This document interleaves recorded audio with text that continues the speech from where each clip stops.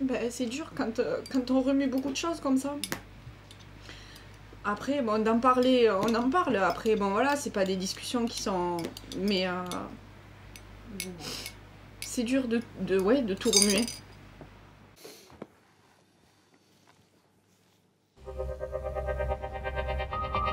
Nous sommes sur l'étang de Thau, à côté de Sète, dans l'Hérault. C'est ici que Marc Isoard vient tous les jours travailler sur ses parcs à huîtres et trouver un peu d'apaisement.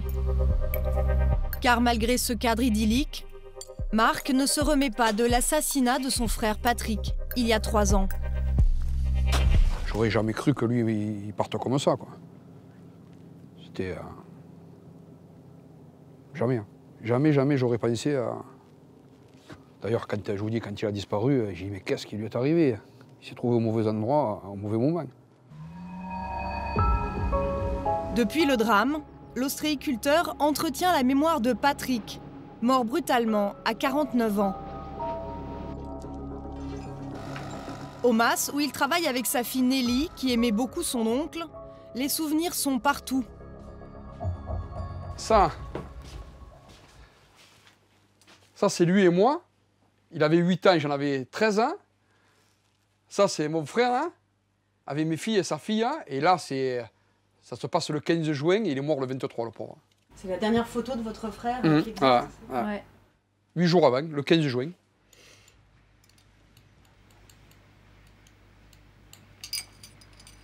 Ben, c'est dur quand on remet beaucoup de choses comme ça. Après, bon, d'en parler, on en parle. Après, bon, voilà, c'est pas des discussions qui sont... Mais c'est dur de tout remuer.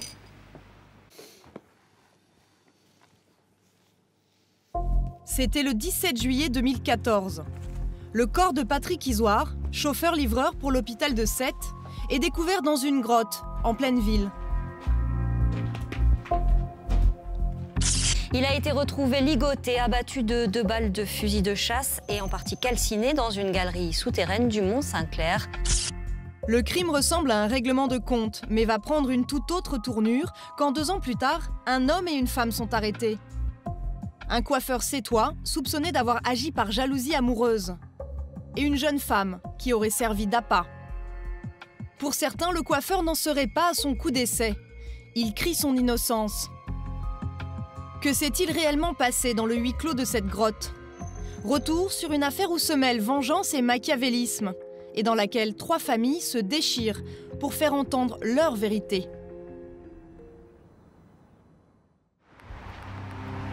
Le 23 juin 2014, vers 16h15, Patrick Isoard quitte son travail comme tous les jours après son service à l'hôpital. Avant de partir, il a confié à ses collègues qu'il a un rendez-vous galant avec une jeune femme. Il ne donnera plus jamais signe de vie. Dès le lendemain matin, son frère Marc se lance à sa recherche et découvre son scooter, garé à côté du cimetière, à quelques centaines de mètres de l'hôpital. Voilà, là en face, là au panneau. Et à l'intérieur, on découvre son casque, le blouson, son paquet de cigarettes, le téléphone. Pourquoi partir en laissant ses affaires?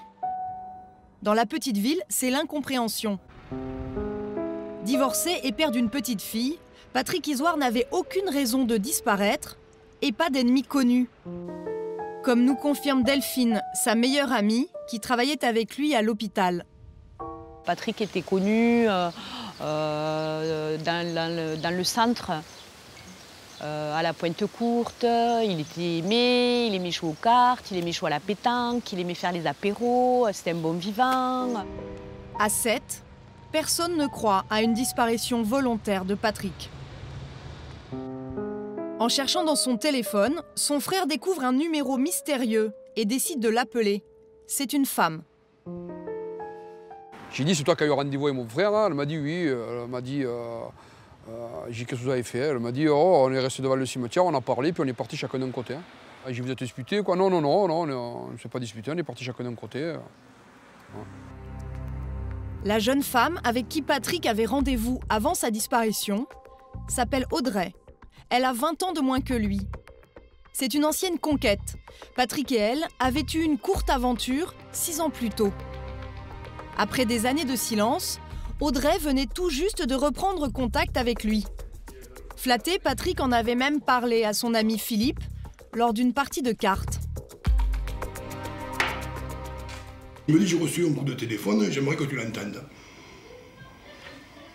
Il m'a fait écouter, c'est une femme, une voix très mielleuse, très douce, qui lui disait qu'elle aimerait bien le revoir.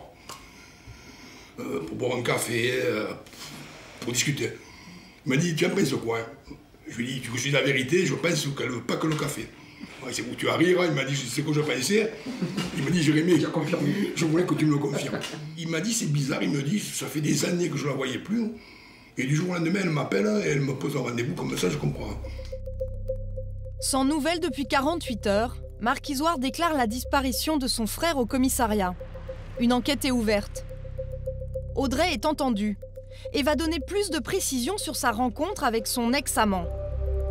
Nostalgique, elle a proposé à Patrick de le revoir, lui fixant rendez-vous à côté du cimetière. C'est un de ses amis proches, Rémi, coiffeur à domicile, qui l'aurait déposé en voiture en allant travailler. Elle aurait passé 20 minutes à discuter de tout et de rien avec Patrick à côté du scooter, puis elle serait rentrée chez elle. Audrey et Rémi sont les derniers à avoir vu Patrick. Ils sont placés en garde à vue. Face aux policiers, ils sont catégoriques. Ils n'ont rien à voir dans sa disparition. Après 48 heures d'interrogatoire, ils ressortent libres. 10 jours plus tard, le corps de Patrick Isoard est découvert par les policiers au fond de cette grotte, en pleine ville, à quelques centaines de mètres du lieu de son rendez-vous avec Audrey. Alors là, c'est l'horreur.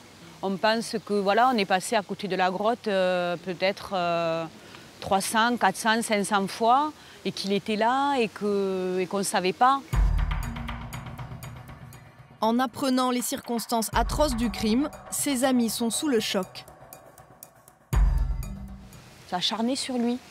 On a essayé de le faire parler, on l'a ligoté, on a tiré une balle dans l'épaule, puis on s'est acharné.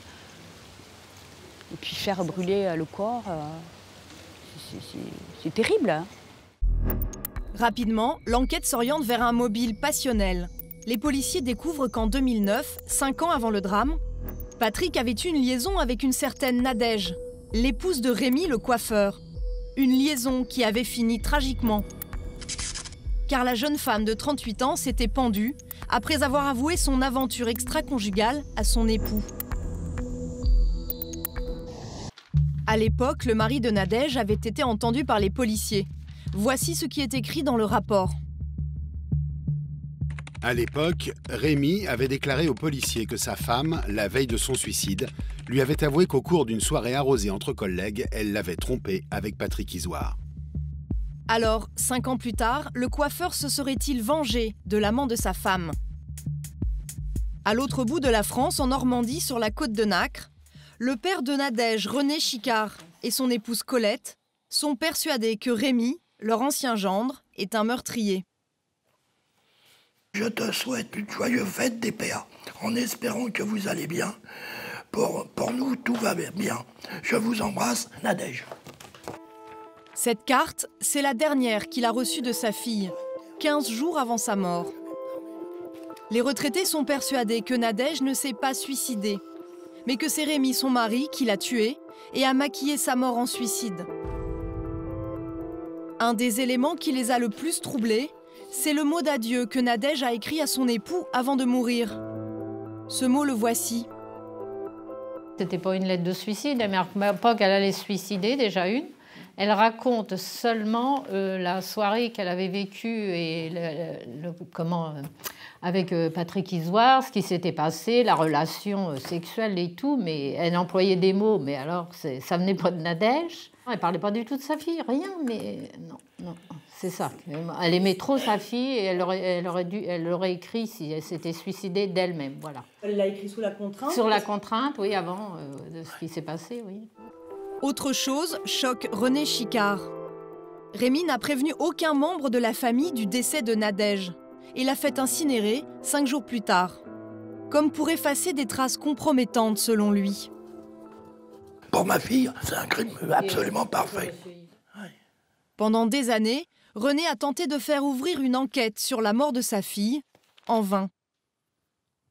Voilà toutes les lettres qu'on a fait au tribunal de grande instance au procureur, au mois d'août, au mois d'octobre, décembre, janvier. J'ai envoyé 60 lettres recommandées, j'ai tous les reçus.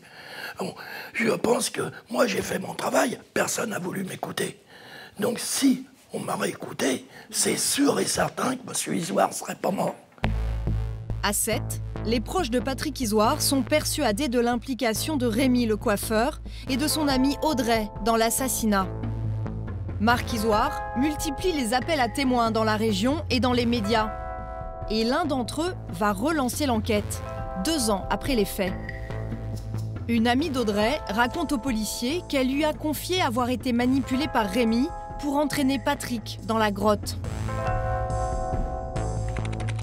Elle m'a dit qu'elle avait rendez-vous avec Patrick.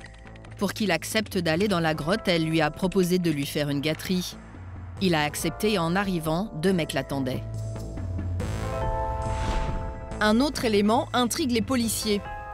Dans les relevés téléphoniques de Audrey, ils découvrent qu'à chaque fois qu'elle appelle Patrick Isoard, quelques minutes après, elle téléphone à Rémi le coiffeur, comme pour lui rendre compte de ses conversations avec la future victime. 2 ans après le drame, Audrey et Rémi sont interpellés et mis en examen pour assassinat. Ils nient toute implication, mais 6 mois plus tard, la jeune femme fait des aveux. À la demande du coiffeur, elle aurait entraîné Patrick dans un guet-apens, prétextant un rendez-vous galant. Le 23 juin 2014, Rémi l'aurait donc déposé au lieu du rendez-vous.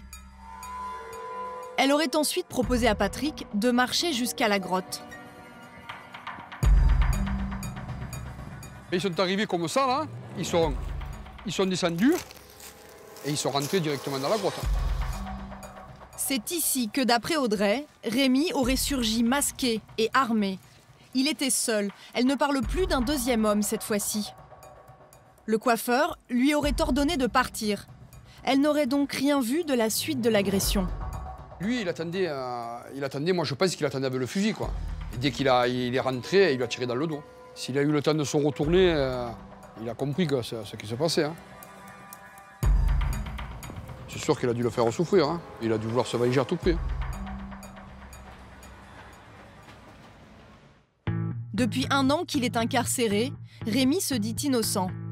Il affirme qu'Audrey ment et qu'elle s'est servie de lui pour lui faire porter le chapeau. À 7, dans l'entourage du coiffeur, on est persuadé de son innocence. Sa mère, sa compagne et sa fille ont monté un comité de soutien. Aujourd'hui, ils sont une quinzaine à se réunir.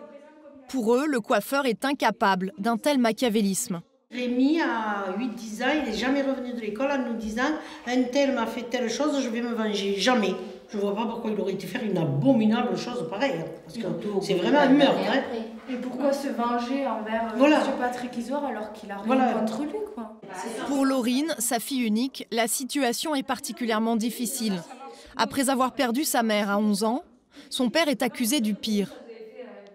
On soupçonne mon père du meurtre de Patrick Isoard et ensuite de ma mère, alors qu'il a complètement rien à voir.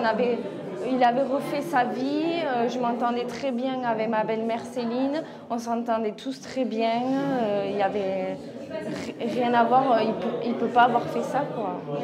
Je me dis que là, cette année, je vais faire mes 20 ans et dans quelques mois, il risque de ne pas être là, quoi.